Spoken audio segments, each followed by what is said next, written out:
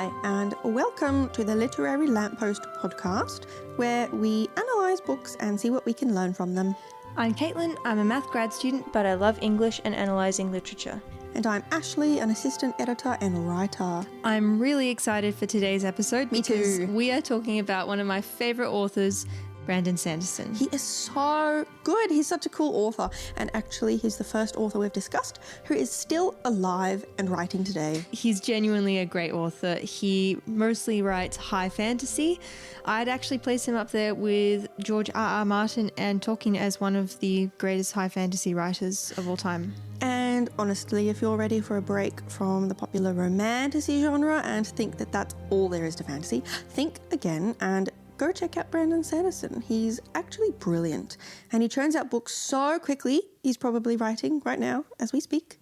And they're all incredibly high quality in everything. Plot, characterization, world building. I really love how deep his books are. They're not just a fun read, they actually make you think really deeply about philosophical ideas. And I actually learned a bunch of new words reading his books because he's got some really cool vocabulary. He writes a lot of series. They can get pretty intense. And expensive if you're buying them all, which I am. Yeah, me too. His biggest and most well-known series is the Stormlight Archive, which is currently at 5 books and 2 novellas, and there are also a couple of other series. But he's also got many, many remarkable standalones, one of which we are going to be discussing today. And that one is Elantris. Elantris is so good. Yeah, it's actually my favourite of all the books he's written, even though it was his first book written in 2005. All right, so for those of you who have never heard of it, I'm going to give you not a summary, but just context so you understand more about the world and where we're coming from. So Elantris is the name of a city that was once a place of wonder, and its people were once regular people who lived in the cities sprawling in Elantris' shadow, but they were touched by a magical transformation called the Raoden. And then these people became godlike. Their skin would shine kind of silvery. They became immortal, powerful, able to heal the sick and wield immense magical power. Elantris was the heart of the kingdom, which was called Arelon. And Arelon is a kingdom that is part of a continent where there are multiple countries, multiple kingdoms. Anyways, 10 years ago, the magic of Elantris failed. Now, in the present, Elantris is a rotting corpse of a city. The walls are a prison for those inside, because the Raoden, that magical transformation, still takes people. But instead of gods, it turns them into cursed beings. Their skin mottled with black spots, their bodies unable to heal, their hunger never ending but not needing food and never dying from starvation. So once glorious, the Elantrians are now exiled to this ruined city and forgotten by the people. So beyond the walls of Elantris, in the kingdom of Arelon, a new government has arisen in the last 10 years, and it's very fragile and struggling to maintain power. The people live in fear of the Raoden taking them, dreading the day they might be turned into an Elantrian. And the neighbouring empire of Raoden, which is led by fanatical priests and an emperor, seeks to spread its oppressive religion to Arelon. So within this context, there are 3 main characters we're going to be looking at. First of all, there's Prince Raoden. He's the beloved heir to the throne, engaged to marry a foreign princess, Sarene, but the Raoden takes him at the very start of the book, before he ever gets to meet her, and he's thrown into Elantris, and his father, the king of Arelon, proclaims that Raoden has died of a tragic illness. The second character we're going to look at is Hrathen. He is one of the priests from Raoden, very high-ranking priest. He's very calculating and charismatic, and he is given 3 months to convert Arelon to his empire's religion before his empire destroys Arelon. The last character we're looking at is Princess Sarene, the daughter of the king of the neighbouring kingdom of Teod, who was actually engaged to Prince Raoden, but arrives in Arelon only to find her fiancé dead and herself locked into a political struggle. So basically the plot of this book follows Prince Raoden as he fights for life within Elantris and as he eventually starts to unravel the mysteries behind what happened to Elantris. It follows Princess Sarene as she challenges the corruption within Arelon's court and the priest Hrathen as he plots for the conversion and potential destruction of the kingdom. So we're going to talk about each of these characters in more detail, the things that they face and what they represent for us today. So let's start off with Prince Raoden, the son of the king of Arelon, who gets taken by the Raoden and thrown into Elantris. So Raoden displays a couple really important characteristics. The first one, and the most obvious, is his absolute and utter optimism. Yeah, so when he's first thrown into Elantris, he immediately sees that other people who are in there have completely given up. And from the get-go, it's like he's determined to be different. And Raoden was actually optimistic before he was thrown into Elantris. His best friend Lukel describes him as a person who made people happy and as optimistic and brilliant. Yeah, and Lukel actually says this country needed Raoden, just pointing out how important he was to the people, how much he wanted things to change. And Raoden's first friend in Elantris, named Galadon, is actually constantly annoyed by how optimistic Raoden is being. Raoden actually admits that he doesn't feel as much optimism as he's displaying, but he knows that he needs to keep it up because that's what's necessary in order to continue leading the people and giving them a vision of a better life. And he actually even admits to Galadon how terrified he is. And I think that's a really important character trait, to be able to admit that you're terrified. But do something anyway. Exactly. Another quality that Raoden displays is this awesome creativity and ingenuity when it comes to solving problems. Yeah, at the very beginning when he's thrown into Elantris, he makes a bargain with Galadon to get shown around for 30 days. And within Elantris, there are these gangs. And he starts watching for patterns and learning about the gangs. And eventually he starts tricking the gang leaders and gathering the people who are thrown into Elantris, saving them from the gangs and therefore earning their trust. And then he starts learning what each of these people can do. Can they make shoes? Can they build? Can they weave? And with these people, he starts building a society. So as we mentioned in the summary, the Elantrians' bodies actually can't heal, and as a result, the pain that they feel upon getting an injury stays the same for all time. It doesn't ever fade. Yeah, so at one point, Raoden stubs his toe. And you know that pain when you first stub your toe where it's really sharp? It stays like that forever, because your body can't heal, and so you're just stuck with the pain. And a lot of Elantrians find this pain completely overwhelming, but once Raoden gives them purpose and something to do, they're able to cope with it a lot better, and it kind of fades into the background.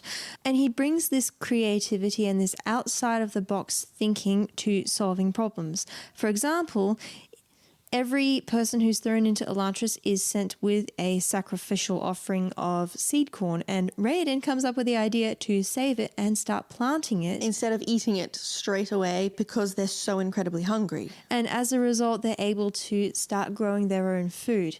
He is also determined and optimistic that he's going to solve the mystery of Elantris and what's going on with it, and he approaches it in a more creative way than others have before him. And some of the ways that he does this are just so simple.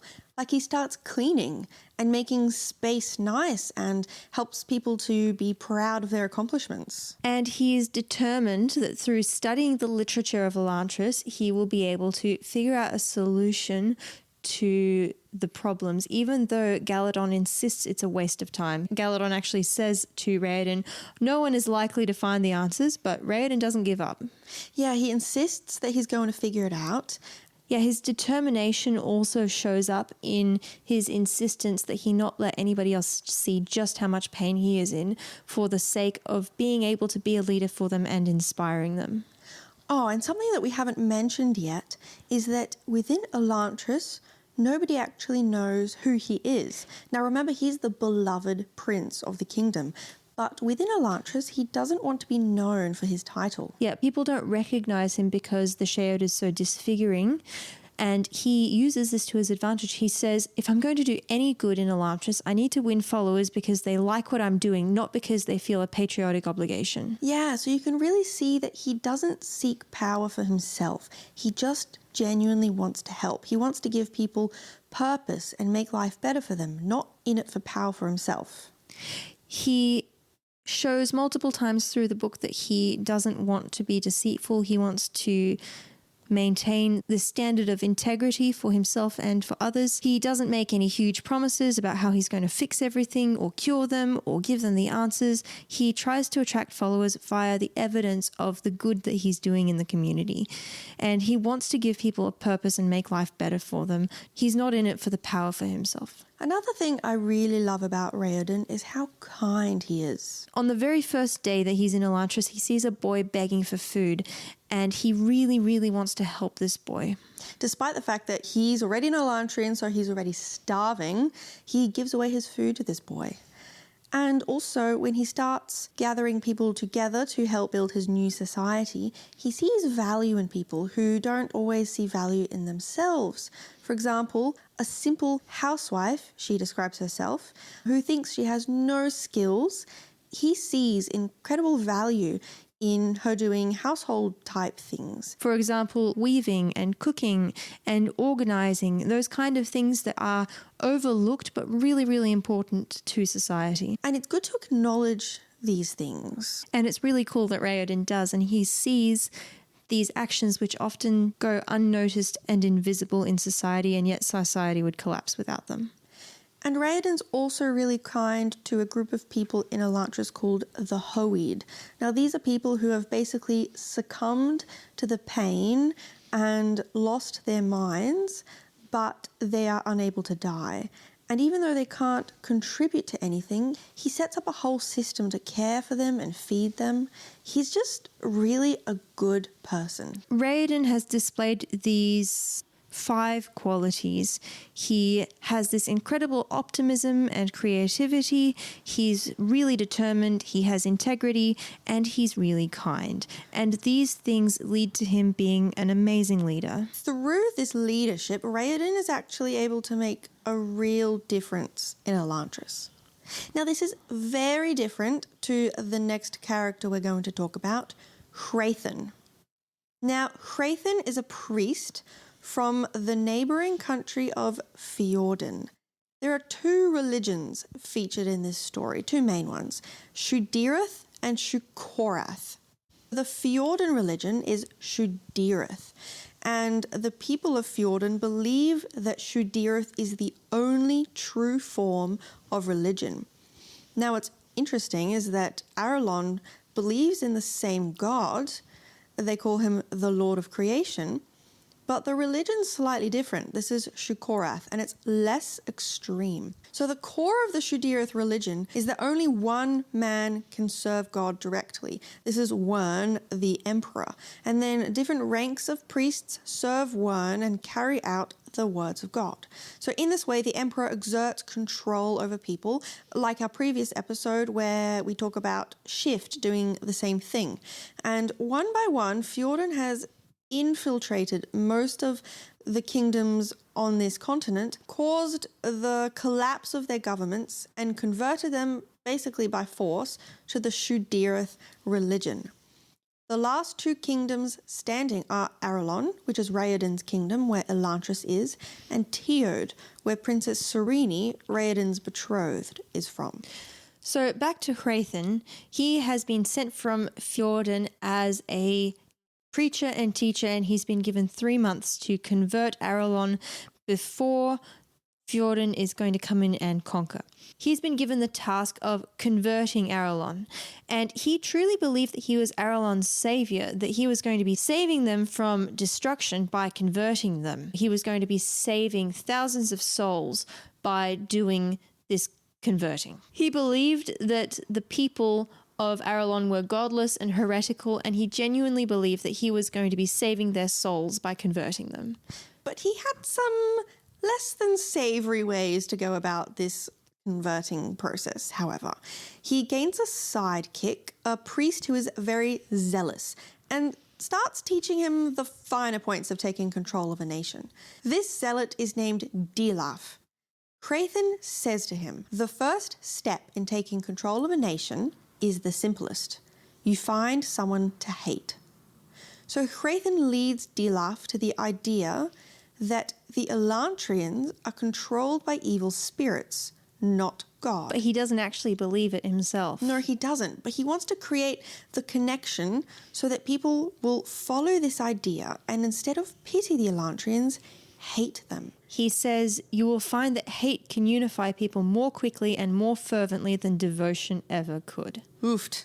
He even says, we're not here to love the people. We are here to help them. So by all this hate, he actually believes he's going to be helping this country. Of course, by helping them, he means convert them and dominate them. But in his mind, because he's bringing them to the correct religion, he is bringing them to salvation. So he begins teaching against the Elantrians, calling them animals who have lost their right to be men. They know no God. They can only follow their lusts, saying animals are beneath men. This is a common strategy to take over government and install one person who will lead the nation with complete power.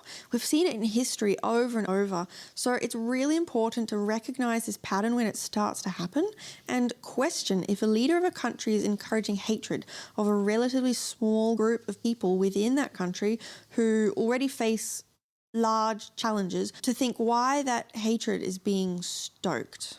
So Hrathen pretty much has this overarching plan. The people are suffering, Hrathen chooses the enemy as outlined above, he unites the people against this common enemy. In secret though, he actually meets up with the nobles of the country of Arelon. Now the system of power in Arelon is such that those who have the most money have the most power. People are given their titles based on how much money that they have. Oligarchy. So the nobles only have their power because they are rich. And Hrathen meets with them and convinces them that if they convert or display the same views as him, he will make them even more rich. And so obviously, because they want to move up in the system and gain more power, they are more than happy to do this. This will mean that the people will end up gravitating towards those nobles who are displaying the same hatred of the Elantrians and support for Hrathen's religion, Shudirith. Hrathen promises then that when the government is overtaken, the nobles will be given special positions in the new government. Hrathen admits that the nobles actually don't care at all about the theology that they are supposedly converting to. They don't believe in God, they just want the power, and he's happy to use that to get Shudirith into the government, and they are happy to pretend to display quote-unquote religious values to get it. The book says all they needed was an assurance that a sudden outpouring of piety on their parts would be rewarded with temporal blessings, very tangible and spendable ones. And you know, Hrathen genuinely believes he's saving souls from eternal damnation. Therefore, all the hatred ends up being for a good cause, and that makes it okay. You know, it's kind of the same thing that Christians of old did for generations, conquering nations in the name of saving souls and annihilating entire cultures. And even now, it's something to be aware of and keep an eye out for, because I do think that religions have a habit of falling into these cycles where they end up seeking power, and ultimately it undermines the foundations of the belief that those religions are built on. So for Hrathen, the end justifies the means, and I quote, "The oppression of a few brings salvation to the many." And the hatred and harm actually weighs on him that he's doing this, and it weighs on his conscience. He feels guilty. Because even though he believes that he's doing the right thing, it doesn't feel right to him because he doesn't actually genuinely hate the Elantrians. The book tells us that he admits to himself he was using them, holding them up as an enemy to unite his followers. He felt guilty. The Elantrians he had seen were not devils but wretches, afflicted as if by a terrible disease. They deserved pity, not condemnation. It's worth noting that the Emperor of Fjorden, Wern, is willing to destroy entire countries if they don't convert for the greater good, and that it's worth harming a few for the rest to be saved. So they claim to be righteous and follow the same God that Shukorath follows, but honestly betray everything that Shukorath upholds. Remember, Shukorath is the religion that Arelon and Teod have. The things that they uphold are grace, love, free will, but instead, Wyrn uses coercion and suppression, ultimately for power and a way of using religion to control people. You know, I wonder if this is how people of faith justify supporting leaders who claim to be Christians but don't actually display the character traits consistent with their faith. That the force and harm that those leaders then use is worth it because their souls are saved. And through their leadership and the force of their converting everybody in the country, that they're ultimately saving souls. And this is genuinely problematic, especially in the realm of Christianity, because in doing this, they're actually betraying the core of Jesus' teachings. I don't think we should prioritize religious identity over integrity, something Wyrn and the Shudirith priests are doing, and something that Raoden didn't do. And we can actually see that Hrathen has some of this going on in his head because he realizes and he feels that he is doing wrong, and he's able to justify it and do it, but he does have this sense that deep down he's betraying his own integrity by doing this. And you know the phrase, actions speak louder than words? I know you hear it a lot, but it's so true. It's such a major point today in any situation. See if people are backing up their words with actions. That's where critical thinking is really important. And we talked about that in our last episode on the last battle. If you want to hear a bit more about that, go and listen to that. Dila, Hrathen's underling, on the other hand, genuinely hates the Elantrians from the very beginning, and he actively wants them to be destroyed. He wants to get revenge on the entire group for a mistake that one of them made when he was a child. His hatred of the Elantrians is real. He genuinely wants them to be destroyed. And this actually reminds me a little bit of how Christians often tell others that they hope that they go to hell. In fact, recently, Pope Francis said that he likes to think that hell is empty. And this sparked a ton of backlash from Christians. And that is really horrifying, that people who profess Christianity would genuinely wish eternal damnation on others. Many Christians today are known for their hatred of others who believe differently than they do, rather than the love of others that Jesus preached. They try to change what they see to be wrong in people through hatred, which goes against the core teachings of Christianity. So we have Hrathen and his method of leadership, which embodies calculation and wanting control. He preaches things he doesn't even believe in order to take control of the society. He basically does the wrong thing for what he believes is right. And this is completely different from Raoden. Raoden leads by building people up, whereas Hrathen leads by tearing other people down. The last character that we're going to be talking about today is Princess Sarene. She is the daughter of the king of Teod, which is the only other country on the continent that has not been conquered by Fjorden. Now, Sarene is engaged to Raoden for political reasons, but she arrives in Arelon to discover that her fiancé has died, and because of a particular clause in their marriage contract, she's now considered his widowed wife, and she's not allowed to remarry. So she has to stay in Arelon and become a part of the court. Sarene is very perceptive. As soon as she arrives in Arelon and realizes that Hrathen is preaching against the Elantrians and trying to convert people, she gets really suspicious of him, given that he was involved in the fall of a couple of the other nations on the continent. She asks this critical question of what their motivations might be. She's also very interested in politics and government. She was a diplomat for her father, and she's able to grasp the complex political situation in Arelon. She picks up on the anger of the peasants who have been beaten down by noblemen, and she's able to see that the noblemen's greed is the biggest problem. And she notices strange things happening and uses them to piece together the bigger picture. Sarene is also quite clever, and she's able to strategically use people's perceptions of her to her advantage. Yeah, so at the beginning she's told she's a foolish woman by the king, so she starts playing into that stereotype in order to get information and to get into places she wouldn't normally be allowed in. For example, she rocks up to the throne room in order to gather information under the guise of a painting session in the middle of the throne room, and the king is like, "What are you doing?" And she's like, "I just wanted to paint." And as she says, it's so much easier to manipulate people when they assume you don't have enough wits to remember your own name. And she uses this method to start strategizing, networking, and eavesdropping in the king's court, as well as in her conversations with Hrathen, who knows she acts stupid but can't contradict her. And so she in turn ruins his sermons with this method. Yeah, and in this way, she's able to demonstrate her political savvy. She pretty much takes over Raoden's place as opposition to the king, and through her political maneuvering, she's able to worm her way into the court. She gains the trust of all of the women of the court, and even though they are convinced that the only thing that they can do is embroider and gossip, she teaches them how to sword fight. And she's able to convince the lords who worked with Raoden to work with her and trust her. And she ends up playing a pivotal role in the unfolding of the political dynamic. Sarene also becomes known for her morals and for standing up for the Elantrians. In fact, she believes it's her duty to stand up for them after Hrathen starts being against them. And so we can see that she uses her strengths to stand up for what's right. She even decides that she wants to feed the Elantrians, both opposing Hrathen and also showing compassion for those who are hurting.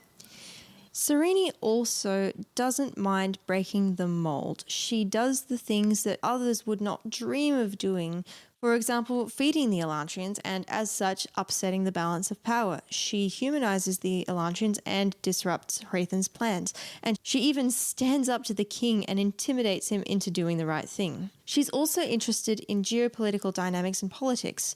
She acts as a diplomat for her father, and in sword fighting and other non-feminine things. And that actually raises a pretty interesting question. What actually defines feminine and non-feminine things? See, in Arelon, the men don't sword fight either, so they don't actually have the grounds to object to the women sword fighting. So do you think if women started doing the fighting, would fighting be considered a feminine thing and beneath men? Well, what I see happening is that a lot of men consider feminine things beneath them, while women tend to see masculine things as things that they're barred from. You know, I've thought about this a fair bit, and I think that originally in society, men and women tended to gravitate towards things that they were naturally better at. For example, maybe most women were better at childcare, and maybe most men were better at hunting and fighting and things that required physical strength. But I think over time, those things got ingrained in society, and instead of doing the things that you were good at,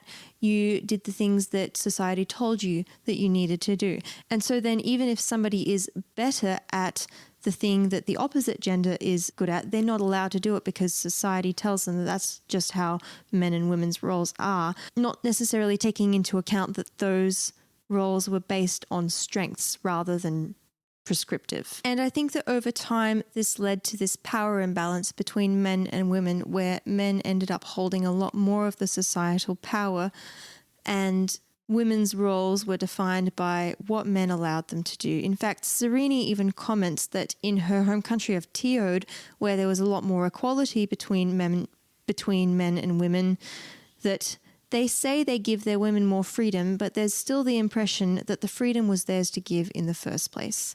So I think that's an ongoing conversation that it's important that we continue to have. Oh, it definitely is.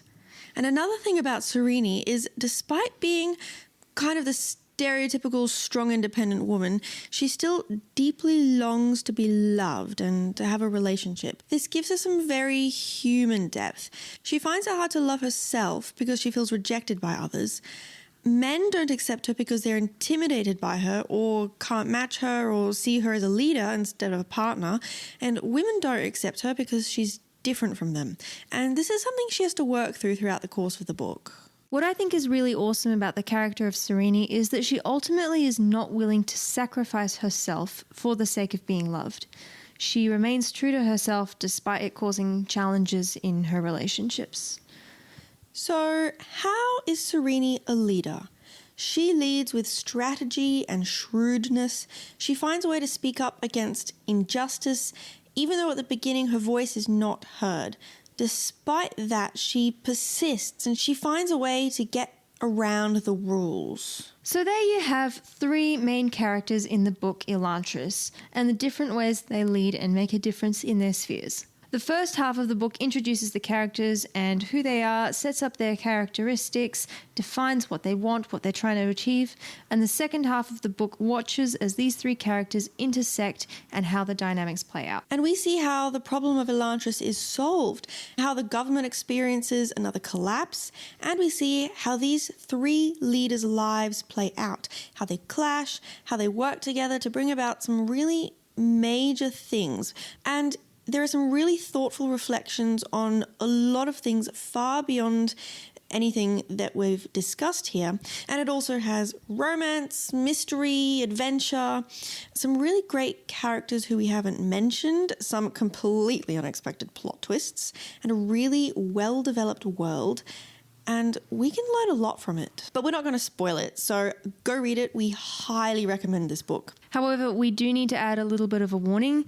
There are some pretty gruesome scenes, so if that kind of thing bothers you, maybe look up a summary first, and I would not recommend this book for kids. So, Caitlin, what do you think are our biggest takeaways from Brandon Sanderson's Elantris? Well, for me, I think the biggest takeaways are that true religion can never include hatred. And leadership should never include hatred. The strength of a leader is not how they tear others down, but how they build them up. And I really love Sarene's journey of learning to love herself and refusing to sacrifice herself in order to be loved. Oh yeah, me too. And on that note, thank you for joining us for this episode of the Literary Lamppost. We hope that you will join us next time. We are taking a bit of a turn from the fantasy genre and going back to some classics. We're going to be discussing Wuthering Heights by Emily Bronte. Make sure to follow us on Instagram at The Literary Lamppost, as well as subscribing on Spotify, YouTube, Apple Podcasts, or your preferred podcast platform to make sure you don't miss any of our new episodes. Thank you for listening and see you next time. This podcast includes brief excerpts from literary works for the purpose of commentary, criticism, and analysis, which we believe constitutes fair use under copyright law. Our theme music was created by Joshua Ibbott at Dopless Music for exclusive use by the Literary Lamppost podcast.